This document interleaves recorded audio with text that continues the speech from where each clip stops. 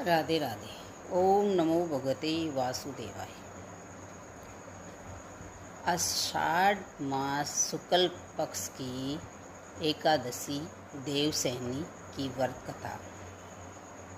युधिष्ठिर ने पूछा, भगवान, आषाढ़ के शुक्ल पक्ष में कौन सी एकादशी होती है, उसका नाम और विधि क्या है, वह बतलाने की कृपा करें। भगवान श्री कृष्ण बोले, राजन, आषाढ़ शुक्ल पक्ष की एकादशी का नाम सहनी है। मैं उसका वर्णन करता हूँ।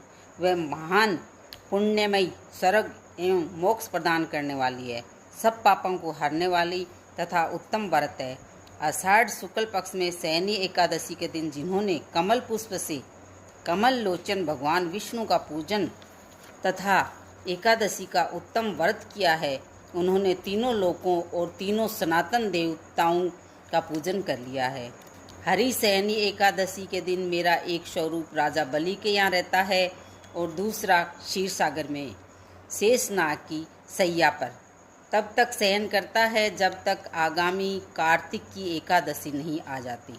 अतः आषाढ़ शुक्ल एकादशी से लेकर कार्तिक शुक्ल एकादशी तक मनुष्य को बलि भांति धर्म का आचरण करना चाहिए। जो मनुष्य इस व्रत का अनुष्ठान करता है वह परम गति को प्राप्त होता है। इस कारण यत्नपूर्वक इस एकादशी का व्रत करना चाहिए। एकादशी की ये रात में जागरण करके शंख, चक्र और गदा धारण करने वाले भगवान विष्णु की भक्तिपूर्वक पूजा करनी चाहिए। ऐसा करने वाले पुरुष के पुण्य की गणना करने में चतुर्मुख ब्रह्मा जी भी असमर्थ है।